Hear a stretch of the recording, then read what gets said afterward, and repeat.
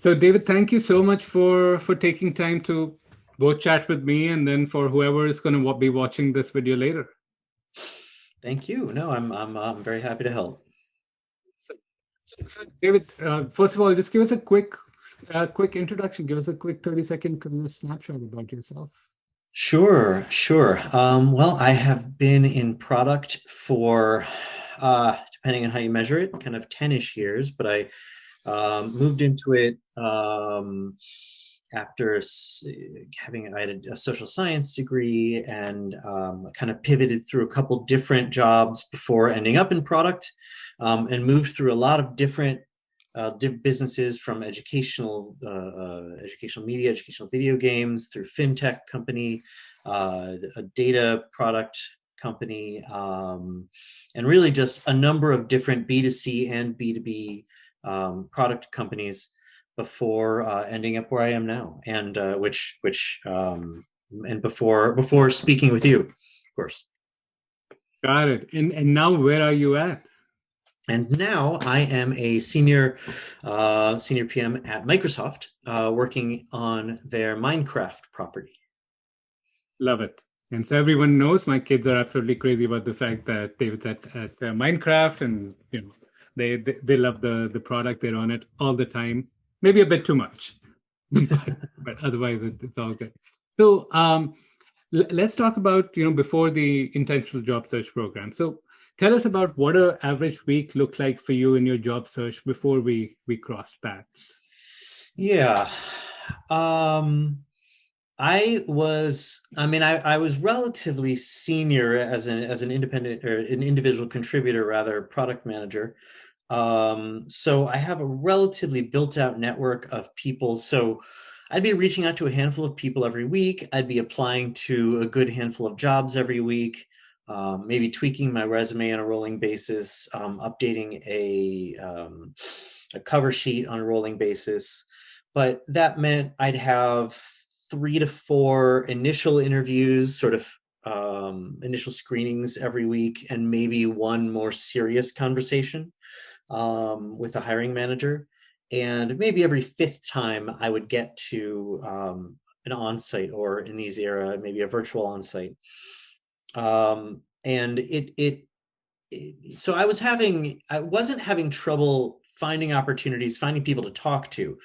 Maybe it wasn't always the perfect one, but I was finding conversations that gave me practice, but I wasn't getting feedback. I could tell when I was doing well or not well. Sometimes I was wrong if I thought I was doing well.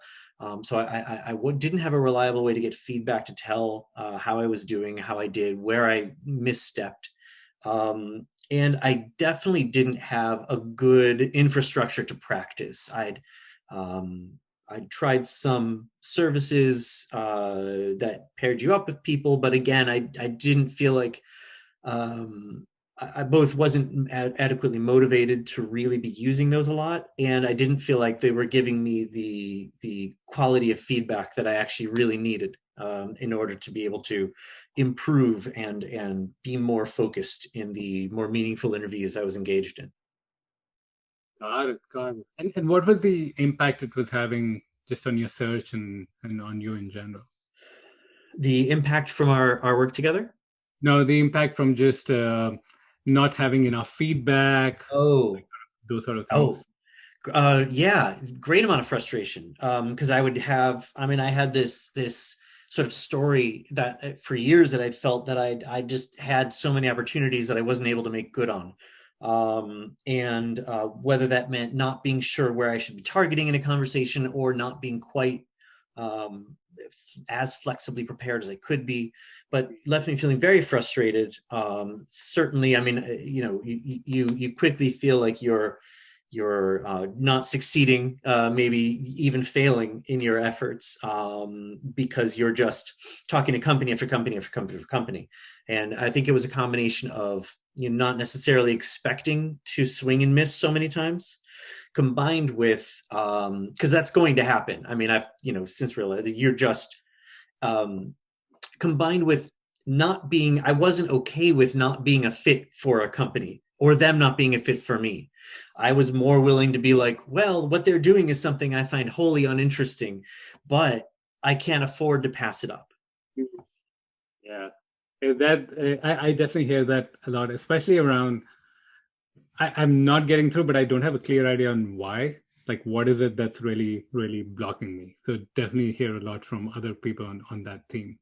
Yeah. So, so you looked at the intentional product manager job search program, and um, you looked at it. Tell us what hesitations you had initially, and what really got you to ultimately decide that, yep, this is what I'm going to go invest in and move forward with. Yeah. I mean, I think my first thought was, okay, I definitely want to find someone to help me. That was, I would love just someone in my corner to help me, to just coach me that in that, going out and fighting in the interview. Ran into you and thought, okay, it seems like, you know, I'd had some people I spoke with before, and I'm not sure they really had the in the trenches understanding of what a real PM interview is like. And you really need to be very up to date with the grueling quality of them, and the techniques that you have to employ. And so I saw it was clear that you had that. I mean, coming from Google and with the rest of your background, this was something you were obviously very familiar with. I mean, I think then it was the calculation in my mind of the kind of monetary pros and cons. And my first thought was, wow, that's like, how much money am I willing to shell out? I mean, I'd seen some places that they'd say, we'll help you get a job and then you pay us X percentage of your future salary, which was like, if you fail, if they don't succeed with you, then maybe, but you didn't want to bank on not succeeding. But from a kind of monetary standpoint, if you looked at this making the difference between potentially getting not just a better job, but a really good job, then suddenly it seemed like a really good investment. So I mean, I spoke with my wife about it, and essentially she said, she asked me the hard questions. Do you think, will they be able to help you feel more confident and deal with these situations more effectively? And do they seem essentially committed to your success? And I said, well, yes, actually, I can answer yes to those things. And she said, then actually that much money seems like a good investment. Cool. I love that. Yeah, like have someone in your corner who knows what it is, what it takes to get that role. So I love that, and how you went through the thought process of, is the investment worth it or not? Cool, then I'll make it. Um, so tell us, maybe walk us through, as we started working together. What was the big aha moment you had when we first dove into our work together?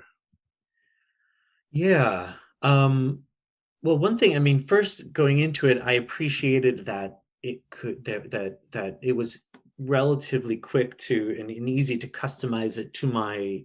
I'm not a director, my level of seniority though, just because I wasn't brand new to product management, but there were certainly places that I had blinders and areas that I could improve, and that filtered into the way that I responded in interviews, whether that meant getting too in the details or not enough in the details. So um, I think the two things that really stuck in my head as was, you really every week having a really unexpected, there was almost no way to prepare. Just totally unexpected. Here's an interview. It couldn't even say, here's the kind of company I'm interviewing for. And one thing that I really liked about that was, when I was doing practice interviews with people, it was easy to not take them seriously, Mm. because they didn't care if I succeeded, because they were about to have their time to answer a question soon too. Um, so actually, one aha was, if I wasn't sure how to answer it, I still had to, which was like a real interview. And so certainly a lot of hard questions, which at first was scary, but became interesting. But also just getting feedback. I think one aha was actually that I couldn't always map my feeling during the interview to how well I did. I remember a number of times when I thought I had given inadequate answers, because I just was feeling like I was chasing the right answer. And the feedback came back, actually 75 to 80%, was quite good. 20%, here's where you could improve. And I remember thinking like, well, that's really interesting. I thought I was just totally wrong on that one. And I think on some level, helping me get away from the notion of um, that what was right versus wrong, the right versus wrong way to answer it, and being okay with bringing what I did to that conversation, um, even if it turned out that I didn't bring what they actually specifically wanted, and so therefore being okay with that. Yep, I love that. You can't always judge yourself. I mean, I've known people to be wrong all the time about the result. So you're totally spot on with that. Um, so do you mind walking us through just about your interview process? Like maybe at Microsoft, maybe at other places, what it actually required to land the role, and how did the intentional product manager, like the job search training, help you? Yeah. I mean, my process typically is, I trying to target mostly companies I'm actually very interested in, but can't can't stick to just that, because there's actually there really is something interesting in, especially for a product person, in a variety of different businesses, even ones that you may not think you're interested in. So both looking at, well, when I have an interview coming up, trying to familiarize myself with the company, taking some notes ahead of time. If it's just a recruiter interview, still trying to be aware, so that I think a key thing I try to go in with is a handful of questions, and not as a tactic, but because I really want to know the answers. And I think, which again is a really important thing for me in going into an interview, is trying to bring as much of yourself honestly to it as possible, which is the hardest possible thing to do. Because again, you want to perform. You'd rather turn down an offer than be turned down. But the idea of, trying to ask them questions about culture that relate to them, trying to ask them questions about the health of their product organization, and questions that are going to get to what you really think you'll be able to do if you really did get in. Because, and this is, everyone says this, but you really should be judging them just as they're judging you, trying to decide if it really would be a good place for you. Because it's really disappointing to get into what seems like a great organization and have it turn out not to be. And it really is, you really are, beholden to trying to figure that out. So figuring out good questions that are going to really inform you, which they're going to appreciate. A good place is going to respect that. They're gonna be impressed if you can come in with really targeted questions that show how to do your job, and what your job means to them. And then doing a little bit of brainstorming around their product or their business area, doing as much news reading as I can, doing a news search for them, trying to see what they've been doing recently. Not just understanding where they are, but trying to guess where they might be going, not doing it for a painstaking amount of time, maybe a half hour, just typing and just to think through some possibilities. And then getting into a hiring manager interview or a panel interview. Practicing some questions, considering their product area and your general product questions that you could get.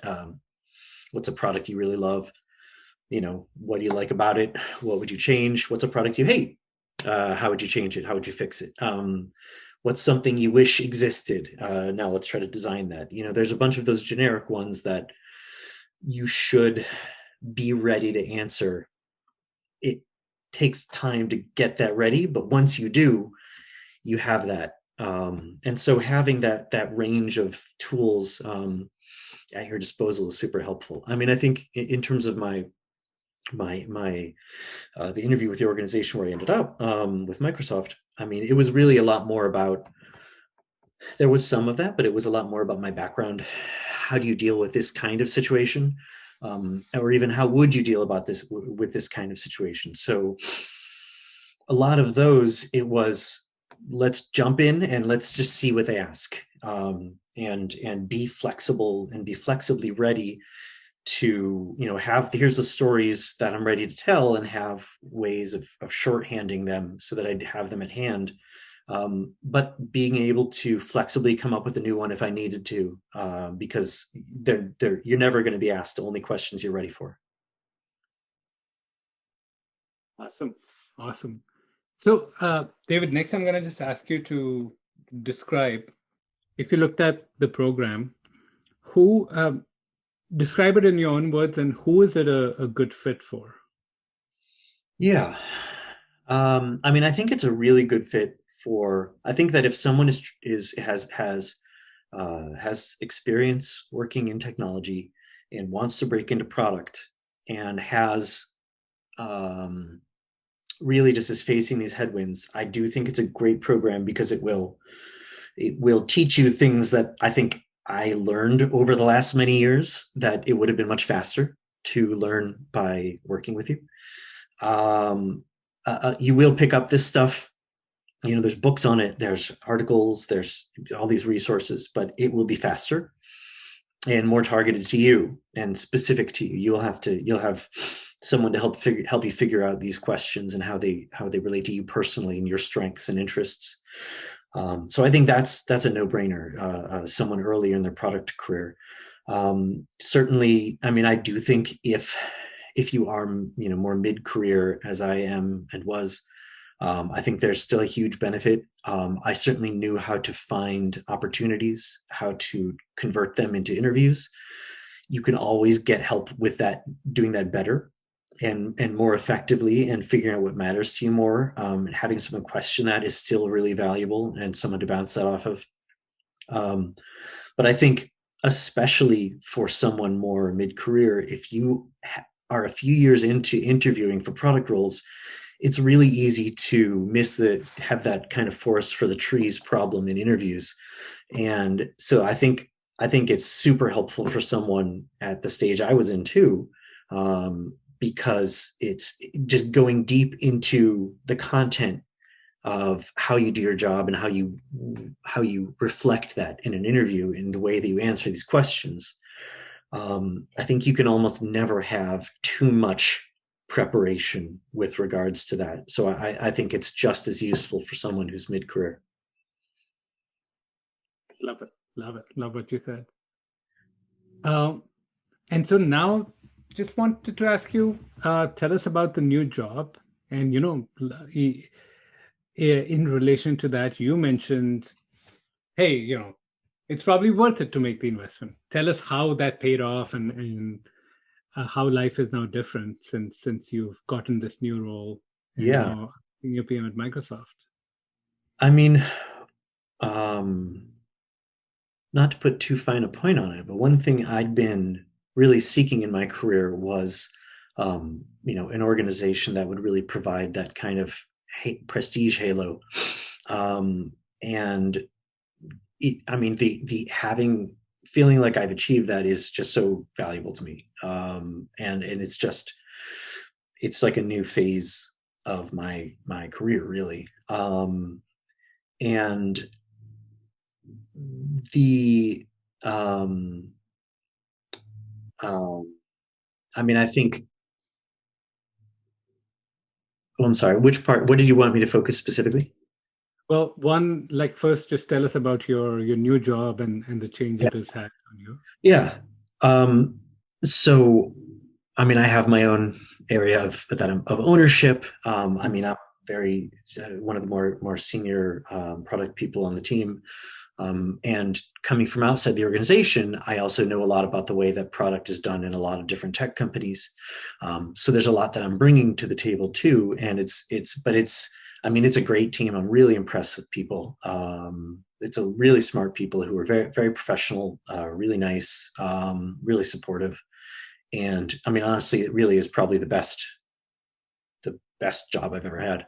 So I just feel extremely fortunate to be here. And I haven't really, I've been there for 6 weeks now, and I haven't met a single person that I thought was a drag or any on the team or anything.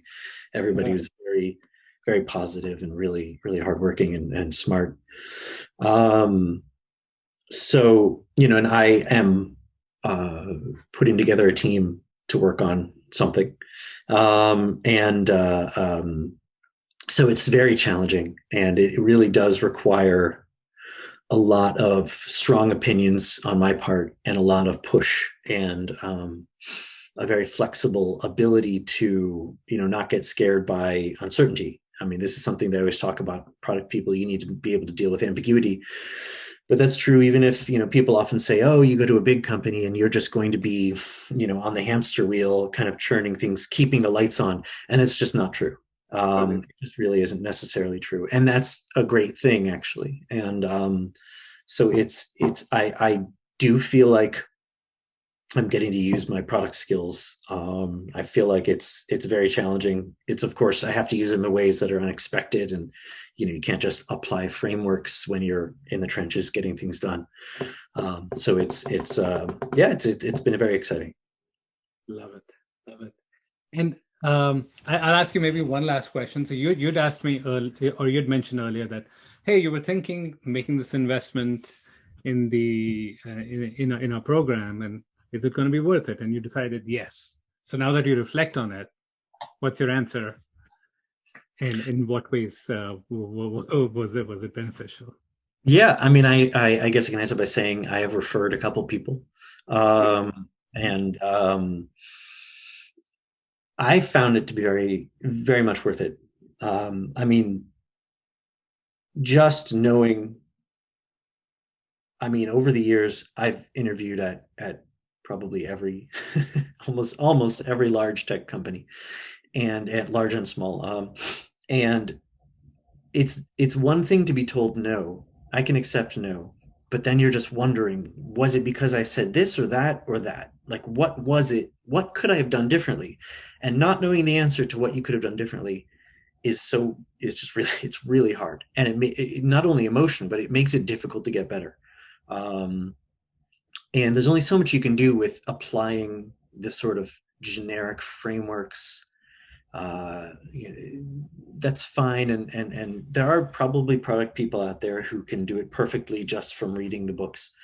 But I think there's just such a huge benefit in getting the personalized attention and having someone help you bring to bear what's sort of unique and strong about the way that you do or could do that work. Yeah. Love it, love it. So, David, just wanted to say, you were absolutely amazing to work with. Congratulations on your new job. I'm really excited about it. And, you doing this testimonial, referring people is all the like just validation and thanks that Sam and I need. So thank you again for doing this interview. Really appreciate Sure. it. No, thank you. I'm very happy to do it.